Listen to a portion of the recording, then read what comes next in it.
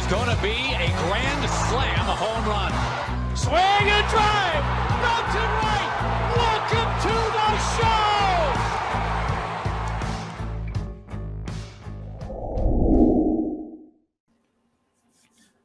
show. 3, 2, 1. Welcome back to the Call Up, your go-to podcast on the future stars of Major League Baseball. It's Friday, August 25th, and ironically, we are counting down from prospect 25 down to 11. Jack, we're not recycling. We've made it clear. We've made it a very clear point. We are not going to recycle that this group was better than the last group. Actually, the converse.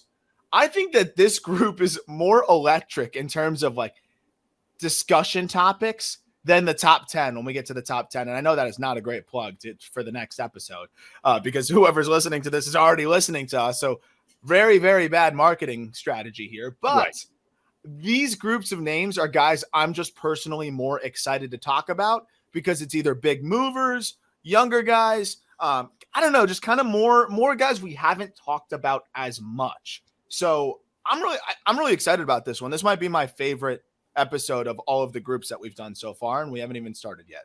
Yeah, no, this group is utterly electric, and that's kind of how Just Baseball got started, right? Bad marketing strategy. I think that's it's kind of the genesis of Just Baseball. Yeah, as we do an episode, say that the next one will only be shittier. Yes, that's how we do it. It works really well. But people like listening to it because it's almost like, oh, this tastes brutal. Try it. You know what I mean? Yeah. Like, how much worse can it get? It's like, hey, this smells like shit. You should go smell this and see for yourself. No, I mean, it's the top 10 prospects in baseball, so it's going to be stupidly electric. But 25 to 11 is very fun because there are some guys that, you shoved up to uncomfortable rankings. Like it was, how high can we push this guy? And the answer was in the 25 to 11 range. There are some other guys that we're really excited to see kind of hit the ground running at the major league level. And I think these are some of the guys that, are going to factor into a September playoff race, which I'm really excited for. So we get to number 25 here on the list, and it'll probably be the most boring player that we're going to discuss, but for all the right reasons. It's Logan Hosmer of the Los Angeles Angels. And, we were kind of talking about it. This midseason update took a lot more time because there were so many new names, so many graduations from the preseason list. But in our end of season update, which will be coming very quickly, I think right around the Arizona Fall League time, of course, Hosmer will be off. He's already pretty much graduated. And all of the things that we loved about Logan Hosmer as we got to see him through the minor leagues, Jack, you can now see metrically at the big league level. And it's just, and I think you have to understand, like there's a level of just kind of shaking off the rust that comes with, a torn labrum in your shoulder and, kind of get rolling again. But he couldn't have got off to a better start to his professional or to his big league career. And, he's just so well-rounded, and you can see that with the grades across the board. And I think you can see it now with the metrics at the big league level. It's above average hit. It's above average raw power. It's above average defense. And it's the future of the Los Angeles Angels behind the dish. Yes. I think you hit the nail on the head there. Like, that's what I was going to say. This guy has, at last year's deadline, you had no idea what the future of the catching position held. Edgar Caro was having a great year in that organization. But when they made that swap, Hosmer for Marsh, that looks like a mutually beneficial deal because Hosmer was going to be ready before Real Muto was anywhere close to coming off the books. And now Hosmer looks like the guy moving forward, which is really cool. And this guy immediately vaults into, I think, an average or slightly above average catcher with the chance to become a top 10 catcher in Major League Baseball pretty quickly. Big time breakout. Yeah. Oh my gosh. Yeah. Sorry. I'm not looking at your face, so I didn't know if you were done talking or not. Cause I was gonna say, is his rookie eligibility still intact for next year? I don't We'll probably lose it though. Regardless, we got 35 to go. He'll probably lose it. what I was going to say real quick. Yeah, like, the breakout, dude. Highlight that. Yeah, breakout is big time. And this guy's breakout started in the fall league in 2021. Mm-hmm. And I watched this guy in short season ball with the Williamsport Crosscutters in 2019. And I was not impressed. This was a late round Long Island high school kid that I was like, okay, he screams org guy, right? That's when I first learned the definition of org guy. I was like, all right, this guy's going to, slowly make his way through. 2021, he hits 270, has an OPS at 790, but it's a slightly above average year. And he was kind of hit with the org guy thing. It was 85 games in high A. He was playing well, but then it was, are you needed in double? Go get it. Are you needed in triple? Go get it. Yeah. 2021, he started to get some of that prospect intrigue because he was a young guy, 21 years old, but he goes to the fall league and lights it on fire. 11 extra base hits in 22 games. He walked more than he struck out, and he parlays that into arguably the best minor league season from a hitter in 2022. We sided with Andy Rodriguez, but Logan Hosmer was right behind him. And I think this guy is like, it takes one stop of dominance to develop confidence. And I think what we saw from Hosmer in 22, and he's figured out how to tap into it moving forward, is this guy's incredibly confident. 100%. I think I love the story you kind of tell through the stat page. Whereas I think in 2021, that performance kind of shook off the, hey, we're going to, you're totally just going to be tossed around like a rag doll and org guy you. Like, I think they saw, because he was always glove first. It was like, this is a guy that's going to bounce around for us in the minor leagues a little bit, but he could probably develop into a good backup catcher for us at the highest level. Like, he could be a piece for us, a depth option, a Chad Wallach type maybe at the big league level. And they send those guys to the fall league all the time, just to either get more reps because they don't get as many at-bats during the season because they're not playing every single day. But he, again, just started to force his way into relevancy, the performance in the fall league, and then what he did in 2022. It was like, this is a guy that's glove first, and then you're watching him hit 15 home runs in 75 games and do what he did with the contact to walk the way he did. And then the trade happens, and he goes like beyond nuclear, 29 games with the Angels, 11 pumps, and the rest was kind of history. And, I think the rest will remain to be history. Like, this is a guy that has blossomed into a legitimate, well-rounded, talented catcher. What a ID by the Phillies in the 23rd round in 2018. And what a development story here as well. And what a trade for both teams. Marsh, definitely a big part of what the Phillies are doing. Hosmer, I mean, he really helps the outlook of the Angels long-term because they don't have a lot of young pieces that you can, really lean on and say, this is a part of our core. You got Zach Neto, you've got Hosmer, one or two other guys, and Detmers, of course. And, you can name a couple other arms, but it's thin. And this is a big help for them. Yep. Big time. Get to 24. And I'm glad we can talk about Jason Dominguez right now. And I can't believe I'm saying that, but I was talking to one of our guys on Twitter that I love to interact with, Addison, big time Yankees account, puts out really good stuff out there. I know you've cited some of the stats that he's put out from time to time.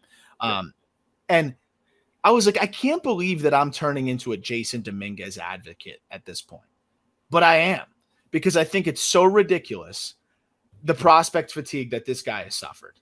He's 20 years old. And we're going to do the whole episode on promotions. He just got promoted to AAA as that trickle-down effect of Everson Pereira going to the big leagues. His first career double yesterday, by the way, absolutely scorched. Jason Dominguez, 3 hits in his AAA debut. Dominguez is really damn good. Is he Trout? No. Is he Mickey Mantle? Probably not. No, not that either. But he's a top 25 prospect in the game. And throw all of the narratives out. Throw everything that you've heard and just zoom in on the player. Like, I don't give a shit what he signed for. I don't care what ESPN article said about him and all the that is not baked into these rankings. And I rarely am gonna feel like I have to explain myself. I usually just want to explain the ranking, but I couldn't believe how many people were like, oh my gosh, when are we going to stop with the Dominguez stuff? Because he started the season, through his first 30 games with a 795 OPS and a low batting average. Pretty much since then has gone absolutely nuclear. And if you take the poll, like if you pull his last 50 games, he is hitting, let's see right here, last 50 games, he's hitting 320, 398, 469 with a 22% K rate, 11% walk rate, and like 25 stolen bases. That's a 20-year-old in AA in a couple games in AAA now. Yet everybody wants Marcelo Meyer in the top 15, who has been blown up in AA as a 20-year-old. They both play premium positions. One is stealing 20 bags. One is a switch hitter. One has more power. And again, just zoom in on the player. I know I'm sorry for ranting for so long, Jack, but like zoom in on the player. Above average contact rates, 90th percentile exit velocity of 106, plus run times, good defense in center field, low chase rate. Like, throw the narrative out. This is a top 25 prospect in a vacuum, and he's continuing to prove that and is continuing to overcome any adversity that he goes through for a span of time. Well, I think we got caught in him being a Yankee prospect and the number one prospect when he was 17 years old. Like, that's where we got screwed because, you know, guys are given a different level of burden, of prospect burden when they are in a major market. If you are a Yankee prospect, I think the Yankees are number one. If you are a Yankee prospect, you are put on a higher pedestal than Dodger prospects, than Red Sox prospects, than Mets prospects, all those guys. When you think major market and when you think like, you know, organizations, here's the thing, man. Jackson Holliday has not had the revolutionary articles in the New York Post written about him like Jason Dominguez did when he was 17 years old. That's the beast that comes with being a Yankee prospect. I think it's really only the Yankees and Red Sox because they are littered with amazing lineage of terrific people at every position. So when the next Red Sox shortstop is coming up, is it, hey, is he the next Nomar? When a Yankee center fielder is coming up, I mean, Volpe, dude, like how many times have we heard Derek Jeter's name associated with Anthony Volpe at this point? And it's so funny because it's Volpe. It's like, we're so frustrated. I know he's been better, but it's like, we're so frustrated with this guy. There's so many teams in Major League Baseball that would be over the moon with exactly Anthony Volpe's production in his rookie season. You know what I'm saying? So it's like that part of it's fascinating. I think there's also the level of those big market teams are always looking for the big league option, the all-star to spend money. And for a prospect to be able to, you know, kind of smooth sail and project as a regular, they have to play out of their minds and prove that they're better than any free agent option. Because you have to always, and you have to have the pipe dream of this guy's the next Mantle, this guy's the next DiMaggio, which is bizarre. It's bizarre, and it's so unfair. And the fact that Jason Dominguez took that in stride as a 19 and 20-year-old the last 2 years is so commendable. And that's the thing. He's handled the adversity. He's handled the unrealistic expectations. I see this guy in the Arizona Fall League, you know, just getting harassed by fans, handling that extremely well. And again, I'm looking at the player. I don't care what organization he's in. He's a top 25 prospect for me. And you look at the last 40 games, by the way, or 39 games I'm pulling from Fangraphs, WRC plus, and this includes 3 AAA games, and then the rest are AA games. WRC plus a 158, 11% walk rate, 19% K rate, slashing 352, 419, 533.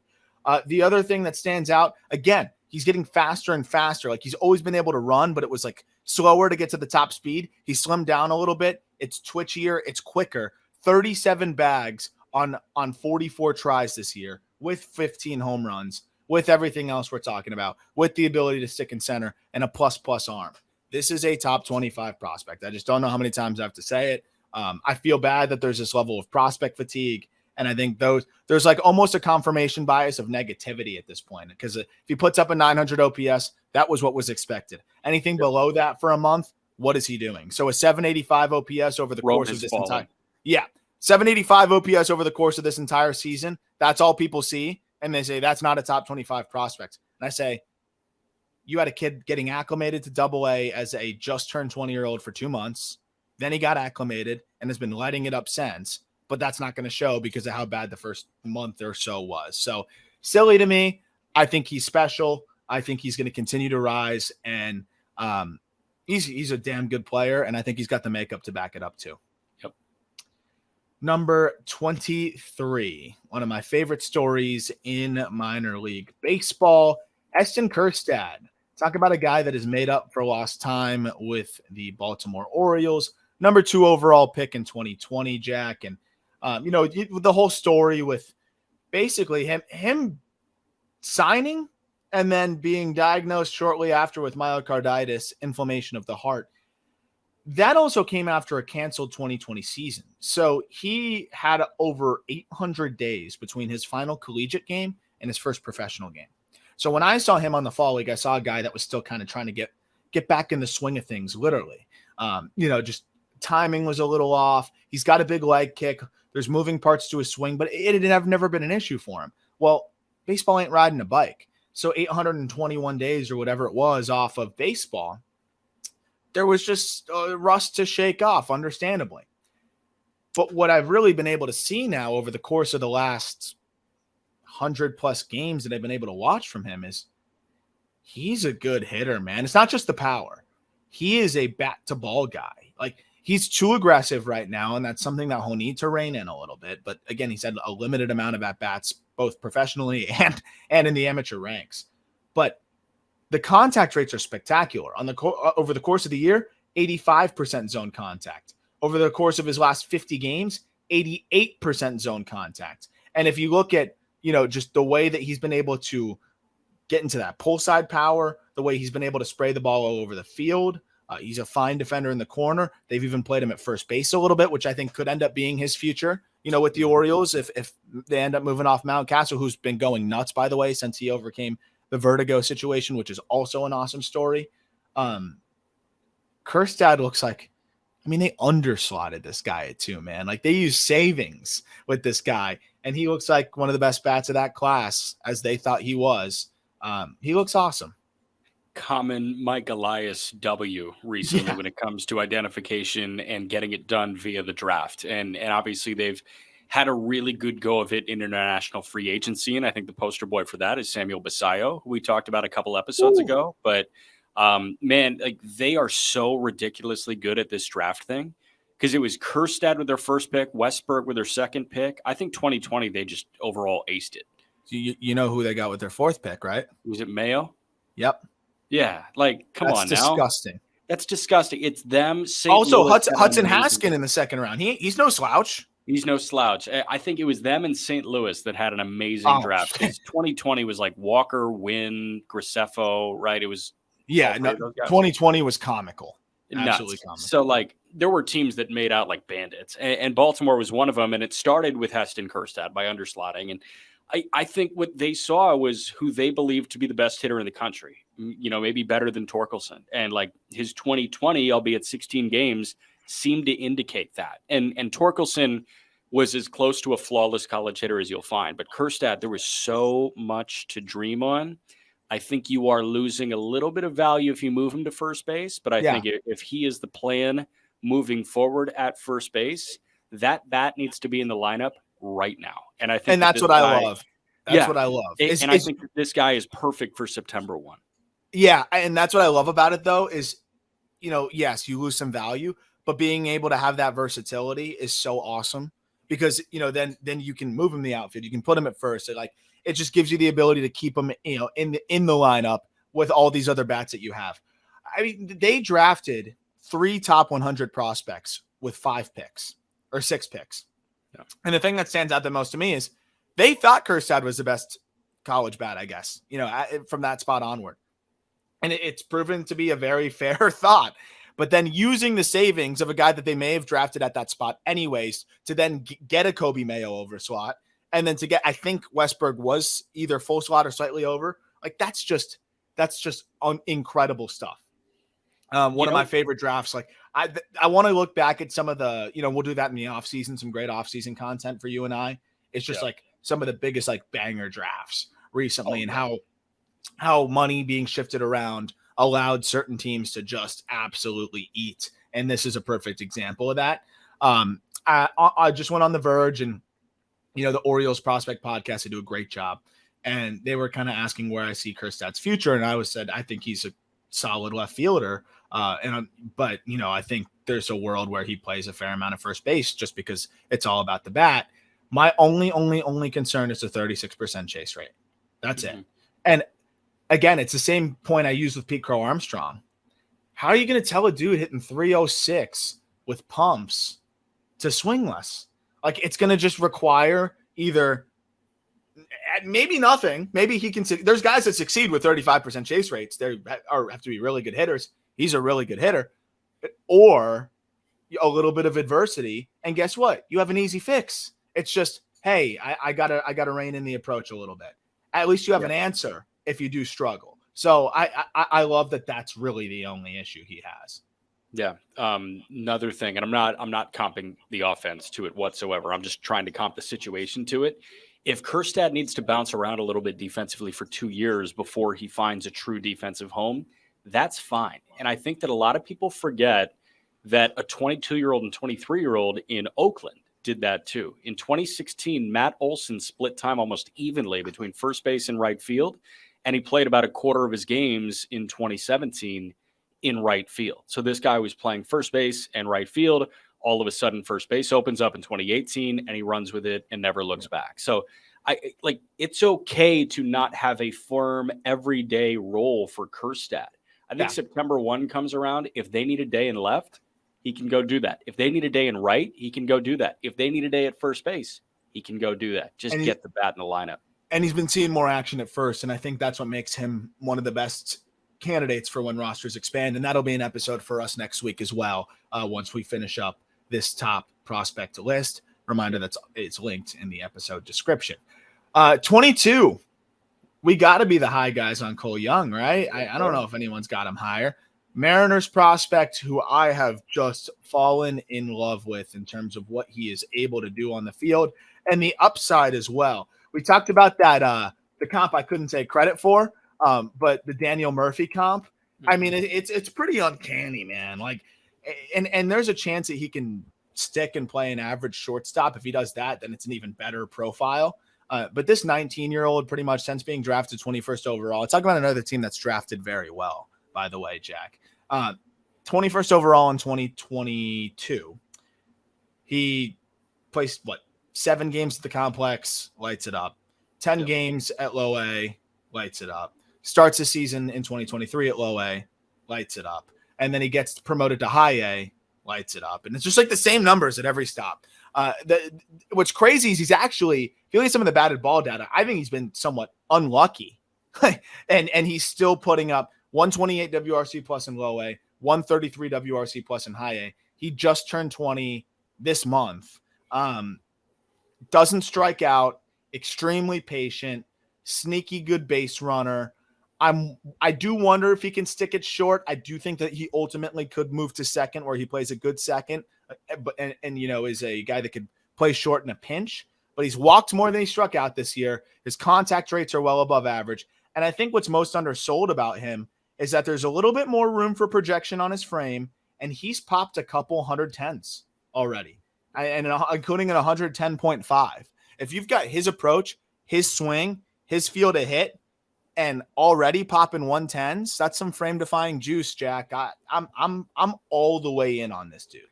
So you mentioned the numbers are pretty much identical at every spot. I was going to point to walks and strikeouts. At the complex in 7 games, 4 walks, 4 Ks. So 0 difference. 4 walks and 4 Ks in 10 games in low A. 0 difference. 2023, 78 games in high A, in low A, like you mentioned. 54 walks, 52 Ks. So +2 in the walk to K department.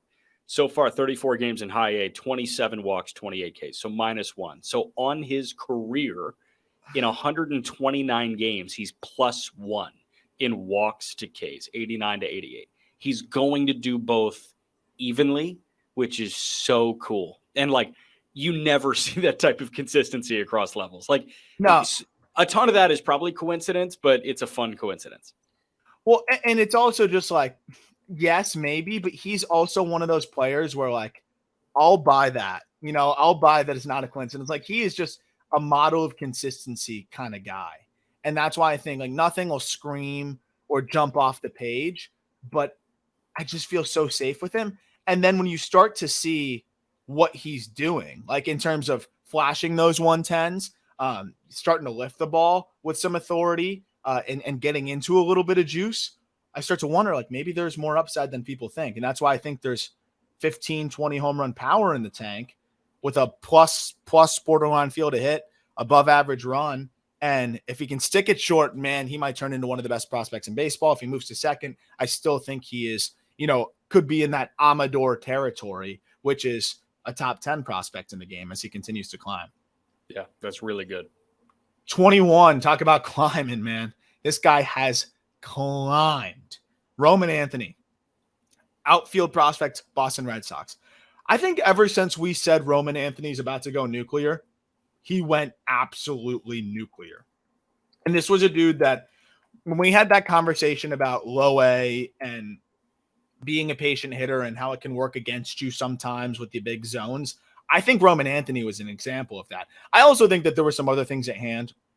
He had needed to figure out how to lift the ball in the air, a little bit more consistently. That was a challenge for him. Was at times he just, he, like many young hitters, on the front foot a bit early. I kind of call it like a two-legged swing, not really getting into his backside. And he was a young hitter trying to put bat on ball at, the full season level. Had really good EVs. So I was like, man, if he lifts, Jeff Ponce would always tweet. Every time Roman Anthony hit a home run, Jeff Ponce would be like, oh, if he keeps doing this, it's over. And Jeff Ponce was right at Baseball America. And you can see it now. 47 games in high A, but 42 games in low A, 228, 376, 316, which, by the way, because that league is so hard to hit in for whatever reason, 109 WRC plus. High A, though, 47 games, 296, 411, 581, Jack, 11 pumps. 5 of them are Oppo over the monster. 29% K rate, 16% walk rate. The only reason I think the K rate's high is he's extremely patient, likes to get deep into counts. And like we talked about with Emmanuel Rodriguez and Edouard Julien, there's that balance of passive and patient, and he's learning that. But I love a player that's already that patient. And it's been funny to see how comfortable he is flicking these home runs over the monster the other way. Like, that's going to play, it's going to work at the highest level. It's been awesome to see this guy match to a 165 WRC plus in high A. Yeah, you want me on here to, I think, spew crazy takes, right? Like, that's why this works, because you'll give a lot of detailed analysis, and then I'll say this guy's going to win 4 MVPs in his career. Yes. Roman Anthony, if he finishes this year in high A, maybe gets a 10-game sample in double A, I think 21 is going to feel really low for him as we go into next season, to be totally honest with you. I think that there's a chance that the final 5 weeks of the season, 4 or 5 weeks of the season, could be the thing that pushes Roman Anthony in the 15 to 10 range. Dude, I'm with you, because you're looking at a guy who I think can stick in center field, above average run times. I was impressed with the reads out there in center from what I was able to see, and impressed with the routes. If he's an everyday center fielder with plus power, above average contact rates, if he can find a way to, kind of continue to cut down those Ks, I think he's easily a top 10 prospect in baseball very, very soon. It's been crazy to see him just kind of overtake Marcelo Meyer so quickly. And I don't even think it's an indictment on Meyer's performance. If Meyer was playing better, I still think Roman Anthony overtakes him with the way that he has looked. So It's been really cool to see. And by the way, just pure swing nerd in me, it's one of my favorite swings in the minor leagues. When he is beautiful under control, it is a beautiful swing, and the bat speed is crazy. And going to get a pitch inside is like where I really love it. And obviously, middle, and he gets his best swing off. Like, that's beautiful. But seeing him bring his hands in and get to a pitch low and in, maybe off the plate inside, is like easy, aesthetically hot. Yes. And then the other thing that's nuts is he creates so much leverage, is pitches down in a way, or sometimes even inside, that he inside out, he's putting him over the monster. Yeah. I think he has 5 or 6 homers over the monster. So since he's gone to Greenville, he's been a machine. I'll be honest, I am absolutely kicking myself for not buying his cards, because there was a point in time, Jack, where like if you went on alt, you could find his cards for $30. I was going on eBay, finding his Bowman Chrome Autos for $30. And now it's like, he's gone nuclear. It's just too late. Like, I missed the boat. And this is why I always have to fight the itch. Like, I'll I'll say, oh, well, I still really believe in him. I can buy it, but he's priced like a top 20 prospect. I can't buy it. So I got to wait for the next player to kind of have that ascension. And I wish, because I could have got it for $30. Now it's $100 plus. But we'll have some other cards that we're going to talk about, which you can track at alt.xyz, which is the best place to pretty much find anything you need to find on the card market as the card market continues to heat up in the final stretch here of the minor league season. And then as we get into the postseason for the big league cards, well, literally the only place to search for these cards is alt.xyz, the only platform that allows you to search all the major marketplaces and eBay at once. All you have to do is download the free Alt app in our episode description, type a player card into the search bar, and Alt will return every graded card available for sale. Even better, you can save your search and be notified every time that card is available. So if it's a card that is, in a newer product, for example, like I'm really pumped about 2023 draft. You and I are going to be chasing Dylan Head, but people have to rip them out of packs and sell them. So you're kind of waiting. You'll be able to kind of find out once they're graded and put up for sale. You can be notified every single time a Dylan Head card is up for sale so that you don't miss it and you can buy it. Alt.xyz makes that possible. They have a universal search for all active listings on cards across every single marketplace. It's really hard to find a much easier and effective tool to find the cards that you want in this space than alt.xyz. Bingo. Are you going to save the Roman Anthony search? Like if something comes up and it's like that price point's lower than typical, but everything is high. Like they know the market. In the off season, yeah, I've noticed that the prices tend to like kind of drop a little bit in the off season, and I believe in Anthony enough to where like if he's priced below like still like an Evan Carter, I'd get in. So I'm definitely gonna have the notifications on there. But dude, you could have got cards for $30. $30. We missed the boat. I just didn't have the funds at the time. Didn't have the funds. But real quick before we move on, I just got some of my cards back that I put up that I sent out for grading. And this was a guy we didn't miss the boat on for those who are watching on YouTube. And this will probably be for sale kind of soon. I might sell it on Alt. Colt Keith, PSA 10 right there. Bowman Chrome Auto. I stacked up the Keiths as much as I could, and we'll be talking about him in a minute here. Good on you. Next up, Max Clark, number 20. I mean, just got assigned to low A, which is awesome. All these draft guys are getting so advanced that, I mean, the next guy we're going to get to as well. I mean, I've just had a ball watching what he's been able to do. Dude. But Max Clark, man, I mean, I don't think he could have had a much stronger start to his professional career thus far. I think he looks really, really good. I think he looks really, really athletic. And you can understand why the Tigers fell in love with him. We're going to talk about Langford. We're going to talk about those other guys. I think it's kind of a tired topic at this point in terms of who they should have drafted. They drafted who they drafted. And I think there's a very real scenario here where you're not going to regret it because he's going to be really good. Like, so I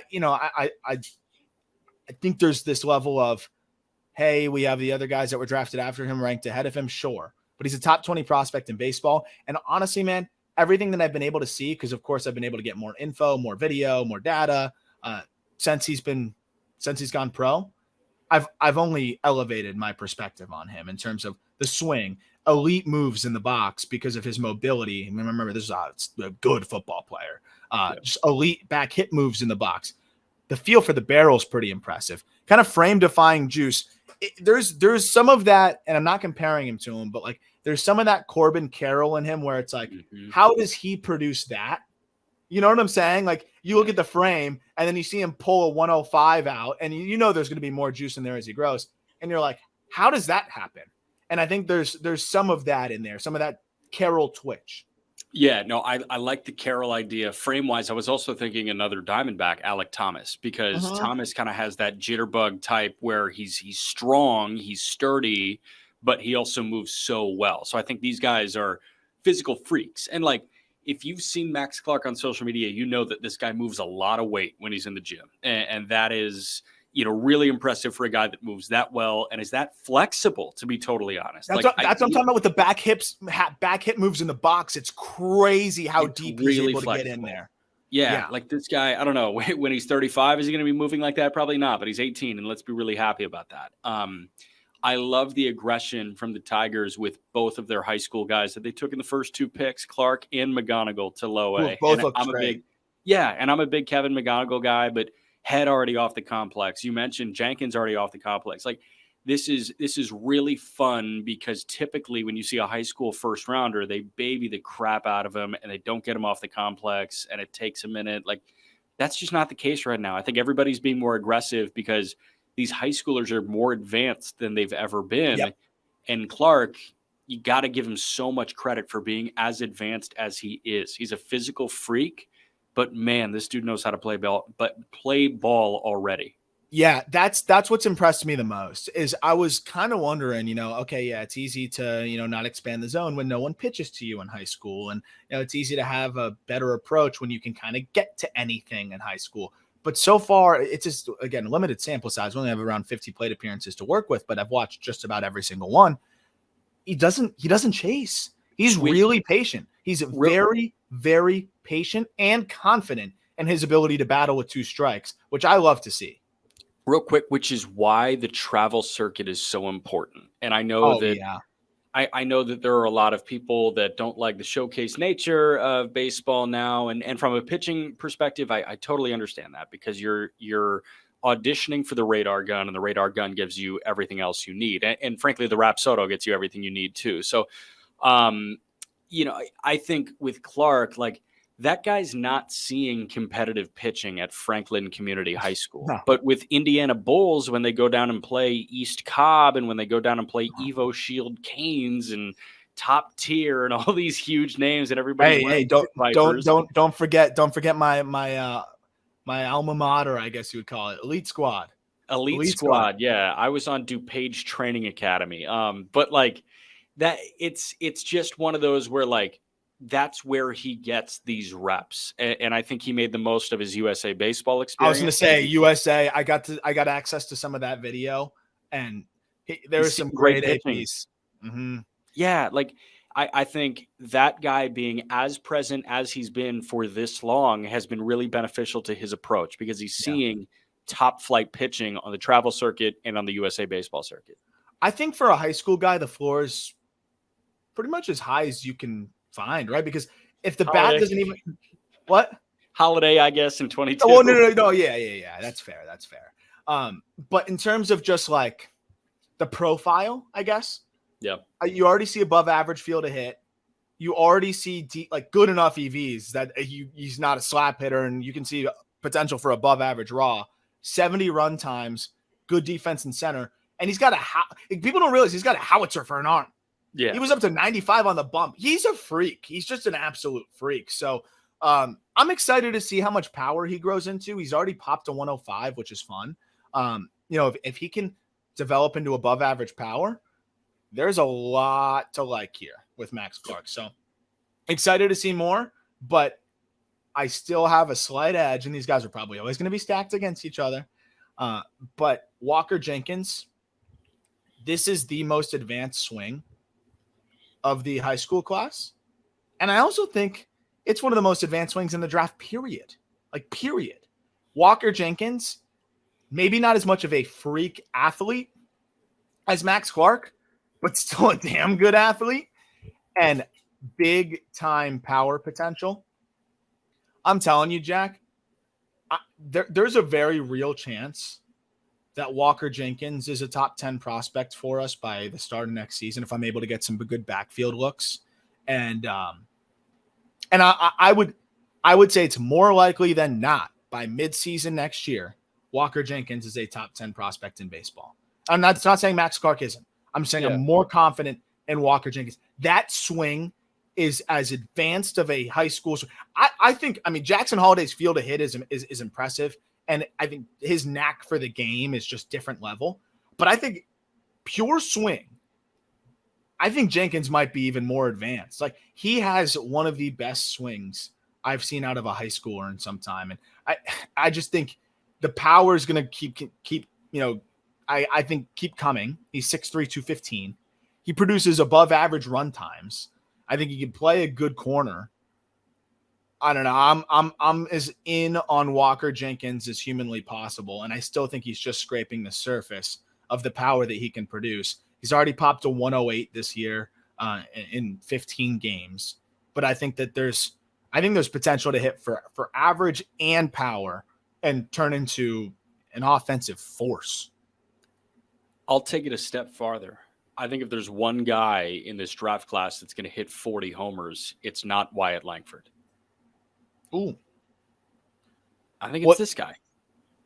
He's got to hit enough, and that's why I think he's going to do it. You know what I'm saying? Like, people underestimate with 40 homers, you either have to be the most freakish power and just sell out for it every time, or you have to be a good hitter. Nowadays you have to be a good hitter, and he's a good hitter. Right. So Schwarber and Gallo, I think, are the example of guys that sell out for pop that can do it because the power is so immense. But yeah, man, like we talked about Alonso on the Just Baseball show earlier this week. Alonso is just a good hitter. Jordan Alvarez is just a good hitter. Judge, just a good hitter. Matt Olson, good hitter. Strikes out a lot, but still good hitter. Mookie Betts. If Betts hits 40, man, put him in the hole right now. He's 34. I know. But dude, Shohei Ohtani, he's a good hitter. He's a good hitter. And I think that Jenkins, he already shows how smooth he is. And I think smooth, huge 18-year-old with a chance to hop into the Twins, strength and conditioning system, this guy can absolutely become a 40-homer threat, because what do the Twins look for in hitters? They look for nukes, do they not? That's why I think it's funny, man. I think Jenkins fell in their lap and they're like, oh my goodness. Because I do think he has, I think he has that potential, but I see, and it's so early, this could change as I get more looks at him, but I think the Freddie Freeman type of offensive profile might be more like, and it kind of depends on who you try to be, because Freddie Freeman could sell out for pop probably and hit more homers and not hit 300 every single year. But I think Walker Jenkins is going to hit for average and then mix in 25, 30, 35 home runs on the really good years. I mean, Freddie Freeman popped 38 in 2019. Like, I think there's going to be years where Jenkins, and this is the ceiling, right? I think there's going to be years where Jenkins can do that. But I think he's that complete hitter that can be the stats across the board. And sometimes it's 25, 30 home runs, and you don't care because he's so insanely consistent and productive. Like Miguel Cabrera, I remember in the beginning, this is like when I first started to pay attention to that. Like, there was the first couple of years of Miguel Cabrera with the Marlins, like there was more home runs, and then some years he didn't hit as many and he hit 330 instead. Like you kind of just roll with the punches. If you guys have the ability to do that, I think Walker Jenkins has the ability to do that. Like, I think there's some years where he could hit for more average. There's some years where he could hit for more power. And he's got that kind of offensive ability. It's rare to find the plus hit, plus power potential guys, and Jenkins is one of them. Yep. Moving on to Mason Wynn, recently promoted. And we talk about Pete Alonso. How about that story? I thought Mason Wynn handled it perfectly, and I thought Pete Alonso handled it perfectly. We talked about that on the Just Baseball show, but we're here to talk about Mason Wynn, the prospect. And Mason Wynn, the prospect, through, what is it? How many big league games has he played? We got 6 under his belt. Yep. He's getting his feet wet. I think he's holding his own. Not getting blown up. 6 Ks in 23 plate appearances, 5 hits. He stole a bag.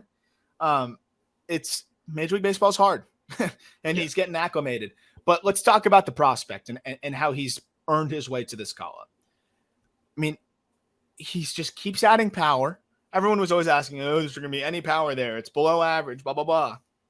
While turning into a plus hitter, because the contact rates are plus. The bat to ball, you can just see it as plus. And he hits all types of offerings. While doing that, he's also added more power. He's also hit the ball in the air more consistently. And all of a sudden, you have a guy that's elevated his hit to a plus, elevated his power to average. And we already knew that he's a special defender at shortstop and can absolutely motor. What else do you want, Jack? Nothing. I don't need anything else. Maybe a teensy bit more pop, but like Mason Wynn showed pop. Like he was on a crazy stretch, and I'm trying to pull up his numbers from the last 25 games of his minor league career because it was on a crazy hot run. And I think it was like June 15 that he really hit the ground running, and it was just bombs away for Mason Wynn. Yeah, last 25 games for Mason Wynn in AAA. He hit 366 with 9 plus 7 is 16 plus 3, 19 extra base hits in 25 games, 9 homers, 26 driven in. He was 2 for 3 in the stolen base department, slash 366, 435, 762.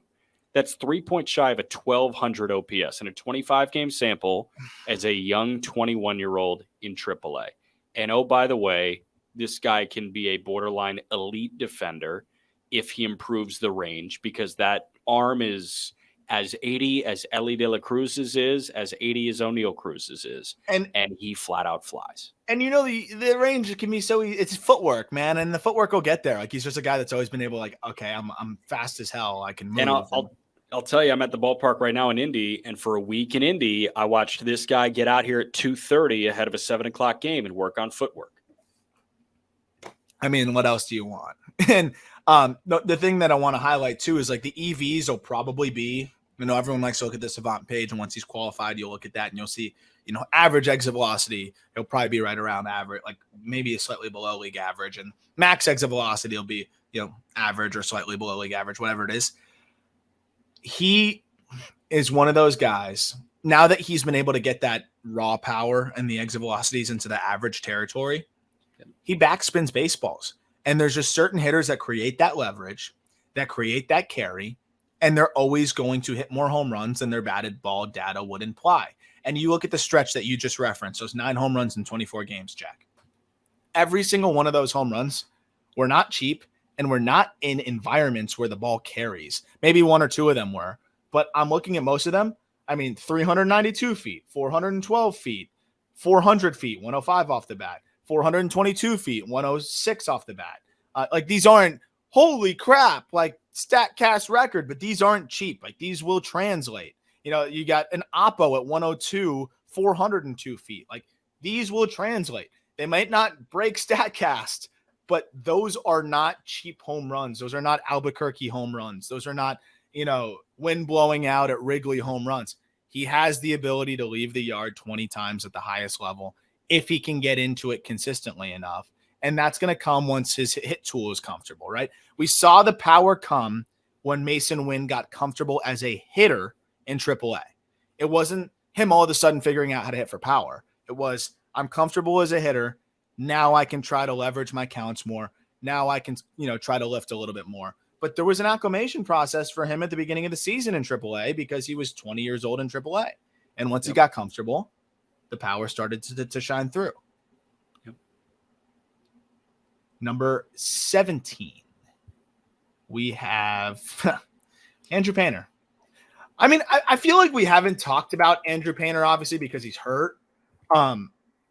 You want to just kind of like remind people about like how good he was last year and how good the stuff is. But you know, the Philadelphia Phillies prospect, and he like, seriously, for me it was, and I know you and I would go back and forth on this all the time. Yuri or Painter, Yuri or Painter, Yuri or Painter. If Andrew Painter was healthy, there's a very legitimate chance he's doing the exact thing that Yuri Perez is doing right now. And that's how special this guy is. They're both the same age. They're both 6'7". They both pound the strike zone in a way that you just doesn't even make sense for how big they are and how crazy their stuff is. You know, Painter, they tried to kick the can down the road, tried to avoid the surgery, and then the inevitability was, you know, Tommy John surgery. And we expect him to come back in 2025 and, you know, hopefully be 100%. Fastball that averaged 96.5. Slider that sat at in the low 80s. Changeup at 87. All of these, all three, and it was mostly fastball slider for him, though. Opponents hit 181 against him last year, Jack, with a 39% K rate and a 6% walk rate. 155 Ks, 25 walks. He was amazing. He was the minor league pitcher of the year last year.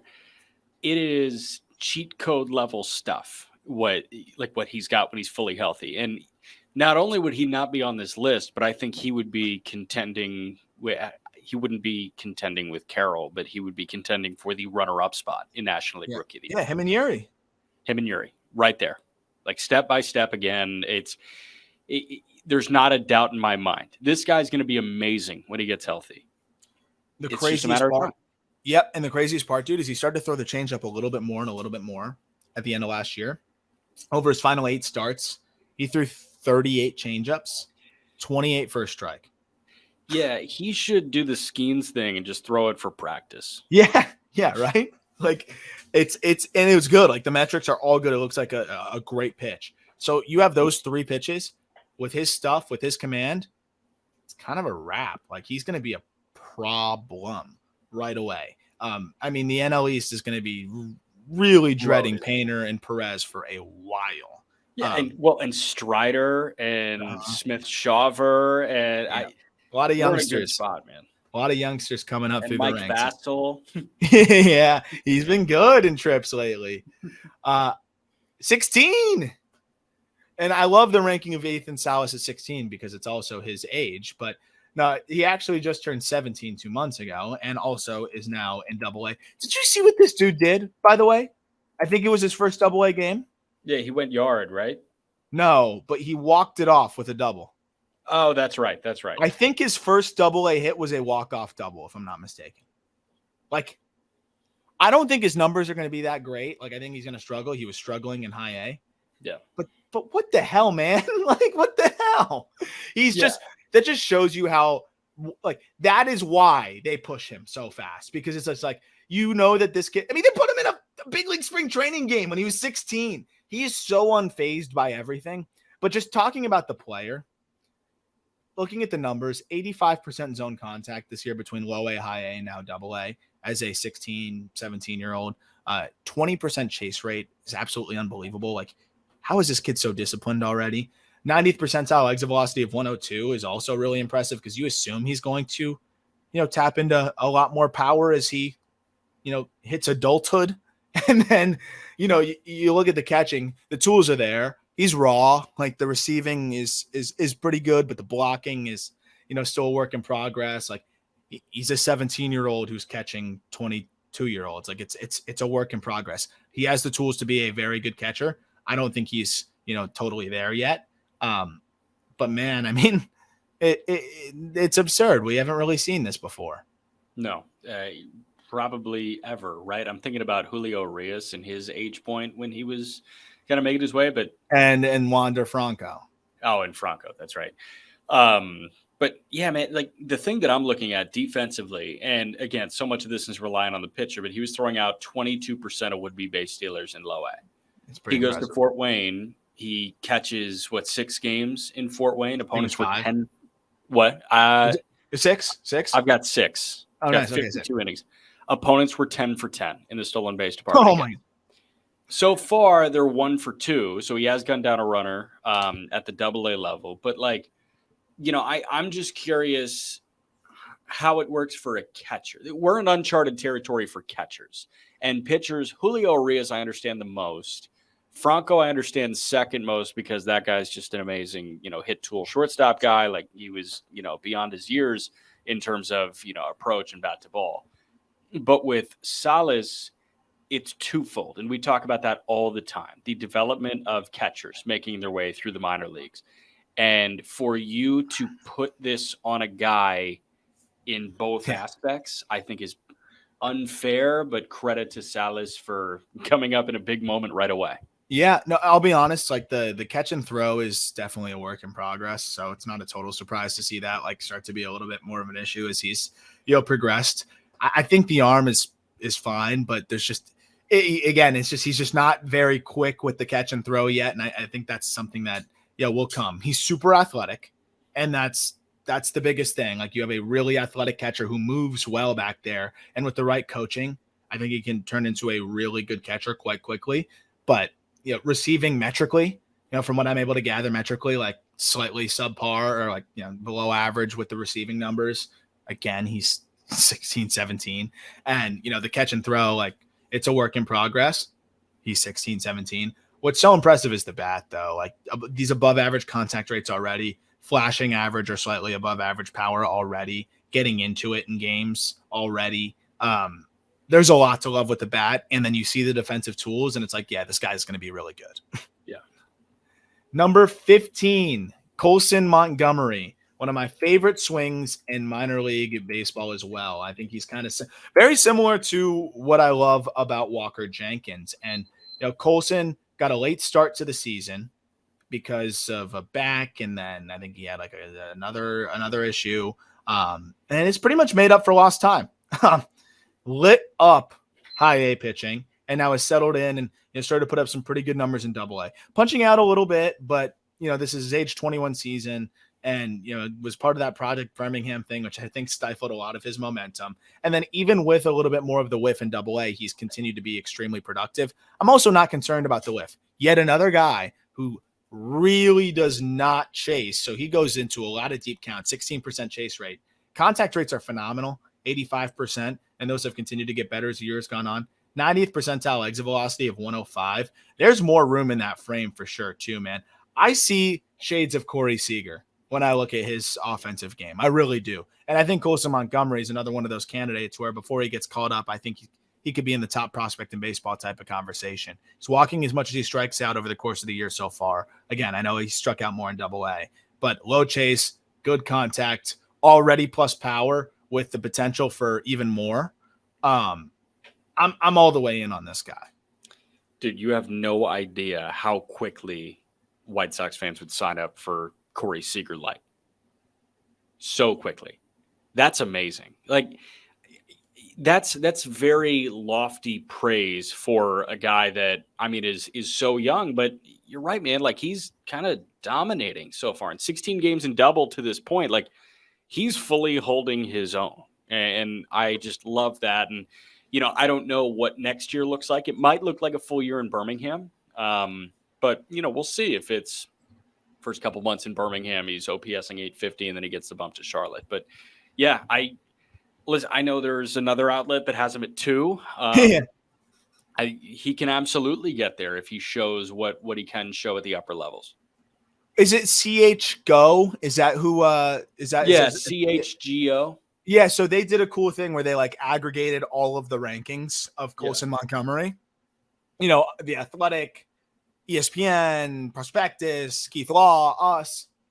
We were the second highest besides Kylie McDaniel, who had him at 2, which is like, I love it. I honestly like tip of the cap, Kylie. Like I this is a guy where I'll let it happen. Like I will support that because I am all in on Colson. Like I wouldn't put it. The only reason he's not in the top 10 was as we were making this list, he was just getting off the IL.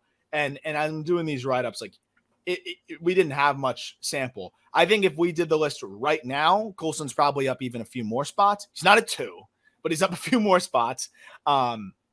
He's another one that it's only up from here and already popped to 111 this year. He's 6'4", 205. It's that exact Corey Seager type frame. If he adds some more muscle, again, I probably need to amend. I think there's 65, 70 raw power potential in there. Damn, man. Damn. Wyatt Langford. Talk about big juice as well. This guy, we were shocked to see him fall to 4 in the 2023 MLB draft. Texas Rangers get him. And dude, he's been as advertised so far in high A. I think he'll get a little taste of Double A right when the high A season ends. Mm-hmm. So far in high A, 17 games, pair of homers, 4 bags, 150 WRC plus, 19% walk rate, 20% K rate. I've said that I think there's going to be a little bit more swing and miss to Langford's game than people think, but I still think he'll grade out as an average hitter at the very least. The power is plus. He produces plus run times. He's going to settle in a corner outfield spot, but just crazy power that he already gets into in games really easily. He became a better and better hitter as the season went on. His one little issue was kind of pulling off of baseballs a little bit. Early in the college season that gave him some struggles against hard breaking balls, fixed that as the year went on, started to use the whole field more. And this is a guy that's going to fly through the minor league ranks too. Dude, give me an outfield trio of Evan Carter, Aaron Zavala, and Wyatt Langford to end the year, and I'm such a happy man. Woo! That'd be hilarious. Carter and That'd be Langford in really the same fun. outfield is like, hey, let's start dreaming on this now. That would be so cool. And it's clear that high A is too easy for him. And if Cruz is in double, let's get him to high A right now. So 17 games so far. You mentioned he's dominating 267, 413, 500. He's walked 14 times. He's punched out 15 in 75 plate appearances. 915 OPS in high A. Come on, man. Like, let's move him to Frisco. Yeah, and he's stealing bags and everything. Like, I want to see some more. Like, I want to see him challenged in double. And in the Texas League, he might pop like a 470-foot bomb.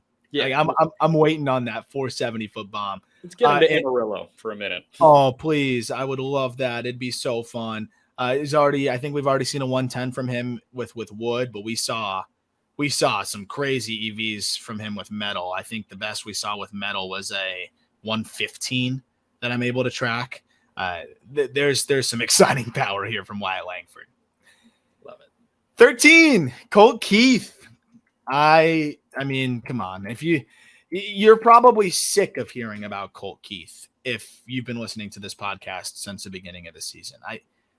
I just couldn't be more in on a hitter. It's just that simple. This guy has been he's a candidate for minor league hitter of the year this year now. And I mean, just from a data perspective, 85% zone contact, 105 mile per hour, 90th percentile exit velocity. Then you factor in the fact that he continuously gets into that power in games, lifts the ball with authority to all fields. His pull side power is comical. He has a 473-foot home run off of Jared Eichhoff this year, which, well, Jared Eichhoff, it's been tough to watch recently, but still, 473-foot home run is crazy. But he's a good hitter. He's a good hitter, which is important because you're not always going to be able to hit the home runs in Comerica. One, you got to be able to really launch them when you do, and he does. But two, you got to be able to find those gaps and beat the outfielders over the head. And that's what he does. He hits the ball hard to all fields. Colt Keith is one of the best pure, just all-around hitters in the minor leagues. As a 21-year-old in double and triple A, this guy can realistically hit 300 with 25 homers and 100 RBIs. How's that not the minor league hitter of the year? Yeah. I understand that there are some guys with better OPS. Like Aranda and Michael Busch have OPSs over 1,000, but are they going to get it? Like, they've been in triple A for a long time. For this guy to do this when he's 3 years younger than the average hitter in double A and 5.5 years younger than the average hitter in triple A, for him to be doing this is utterly nuts. And the Tigers, man, they haven't gone away this year. Kerry Carpenter's been electric. I know you're working on a feature on Kerry Carpenter, but Torkelson's starting to figure it out. I think this team, as soon as opening day next year, if Parker Meadows is in the lineup, if Keith is in the lineup on opening day, this team is way, way more watchable and borderline very exciting. I was just talking about that on the Just Baseball show with Peter, because we were talking about one of the questions we got in the mailbag was like, who's a team that's completely out of it that you think could sneak into contention next year? And I was like, man, I think that the Tigers could be interesting. You got Scooble back. Your Ty Madden can probably get up there and help you. They've got these other arms that are starting to contribute. Matt Manning looks passable, but just from the offensive perspective, I think Colt Keith can break camp next year. Because, like, what else do you really need to see? It'll be one of those things like similar to Brett Beatty, and I know they ended up sending Beatty back down, but if Keith starts the year in AAA next year, it's going to be boring. It's going to be like, this guy's yawning between pitches. Like, why are we doing this? So I think it's great. He's going to finish the year in triple, continue to light it up, and I hope he gets every single chance to break camp next year. And I think he will, because they've been giving him action at third. They've been giving him action at second. And we know the defense is not great, but he's been seeing a lot more action at second. And I wonder, with the team next year, you put that guy at second, that's a really productive lineup, because you're getting way better than average production at second base. And if you see Edouard Julien, this is an elevated version of that in terms of, the values coming from the bat. I think Keith can get himself to being a passable defender at least. Whereas Julien was like doomed from the jump. Yeah, I think so. Like right now, they're relying on McKinstry at second and Veerling at third. And those guys can both absolutely third. Veerling's playing third. He's played 17 games at third at this point. So, like, at this point, have Colt Keith play third base because like Matt Vierling's there right now. And McKinstry, like both those guys can absolutely have a spot on the roster next year, McKinstry and Vierling. But Keith is better than them now. I think like right now. Yeah, I do think he'll hit better than them.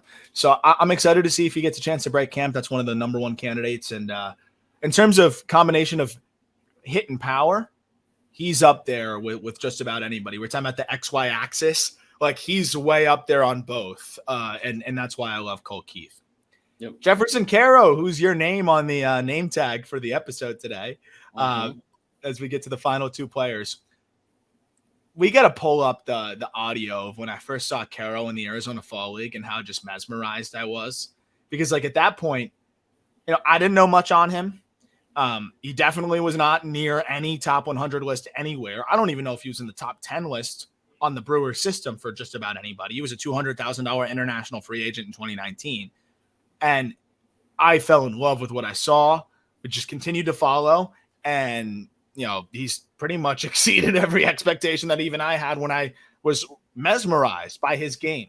Well-rounded catcher, athletic, hose for an arm, receives well, continues to get better in that department. The bat has been awesome for a catcher. I think he's slowed down a bit as of late, but still 805 OPS on the season, 86% zone contact, 105 mile per hour, 90th percentile exit velocity, continues to consistently lift the ball and with authority. He's too aggressive. That was the big thing, but he's reined that in as the year has gone on, and he's cut that chase rate finally under 30%. He's slumping right now, and that's brought the year numbers down. Okay, like he's a human, and he's finally slumping a little bit. I think this is one of the best catching prospects in the game. I think he has a chance to be one of the most well-rounded catching prospects in the game between the field to hit, the power, the defensive ability, and just the all-around athleticism that comes with Jefferson Caro at 20 years old. I think he's the most underrated prospect in baseball because he's a Milwaukee Brewers farmhand. Nobody wants to talk about Brewers prospects. And when you think about Milwaukee Brewers prospects, chances are you go to the outfielders that are either graduated in Frelick and Mitchell, or you go to Mizorowski, who lit the world on fire in the Futures game. Like, I guarantee you there are a lot of baseball fans that, consider themselves like prospect knowers that don't necessarily know who Jefferson Caro is. Yeah. Well, and I think that's a shame. It's true because, and catchers kind of gets, buried a little bit. And it's like, this guy rakes. He's produced 2 home runs, 110 miles an hour. I think he's produced like 4 batted balls, 110 plus, a couple 111s. Again, above average contact rates with the chase rates as high as they are. Like his batted ball profile isn't far off from like Heston Kjerstad's, and then he's a catcher. How about this all-time brain fart, by the way? When I just said, do you think Brewers prospects? I didn't even mention Chourio. Oh, yeah, that guy's pretty good. Yeah, so like he's not even the most notable prospect on his own team. No, not even close, which is crazy because everyone knows Chourio. If he can cut down the chase, I think this guy could be one of the more well-rounded catchers at the highest level, and that's why we got him at 12. I remember texting you like a year ago being like, should we push Jefferson on the top 100 list? And you're like, if you believe it. And it was a little early, and I think we threw him in the back end. And now it's like, he's no doubt one of the best catching prospects in the game. And I'm a big fan of his. Wrapping up this episode with Evan Carter, who slides a little bit. And we'll talk about that, but he's still number 11 prospect in Major League Baseball. Texas Rangers farmhand, 20 years old. I mean, such a good talent, such an advanced hitter for his age. I mean, the numbers that he's been able to put up at every single stop as a 6'4", 200-pound, 190, 200-pound center fielder, high school guy, just basically just outclassed his competition at every stop.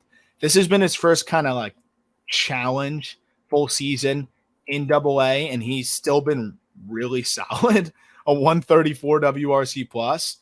22 bags. He's kind of been an inefficient base stealer, though. He's not the fleetest of foot. I think it's slightly above average run times than plus. But the power, there's so much more there. And his swing is incomplete. And that's the craziest thing, Jack, is he is producing the way he is with a swing that I think in terms of all of the prospects that we're going to talk about in the top 20, I think his swing is the furthest off.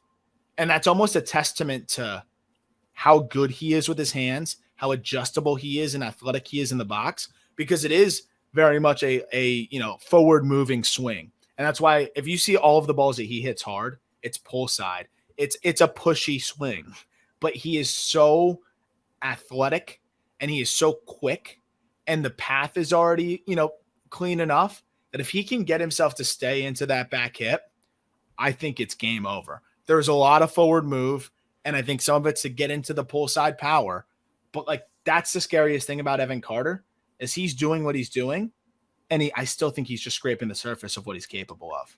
Yeah, so that was going to be my next question. Like scraping the surface, how quickly do you think he goes from not scraping or from, scraping the surface to he's ready to help one of the better teams in all of baseball? Because it looks like the window is open right now.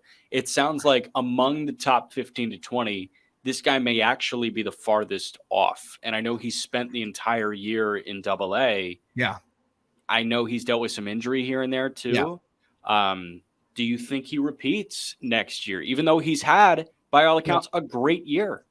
I think he should be in any other world. He would be in triple by now, right? And I think that there's a reason why he's not in triple by now. And I think it's the fact that they see some things that he needs to clean up with the swing a little bit. That's taken away from his power. When you have that drift forward, again, when you can still kind of rip shit, you can kind of rip it pull side. But when you have that move forward, it's really hard to have power to any other parts of the field. And it's also hard to catch up to, hard stuff inside and stay on breaking balls. And, the field of hit has been what's allowed him to compete, which is really impressive. But when you look at, 93 plus this year, it's funny. I have not looked at his velocity or his numbers against velocity this year. I've only looked at the swing. 218 hitter against 93 plus. I had a feeling it was going to look like that. 94 plus, it's not, it's even worse. And then you got 37 plate appearances against 95 plus, which is a fair sample size, 148 batting average. Because that move and those hands going forward and the body going forward when the pitch is coming in on you, you're giving yourself less time.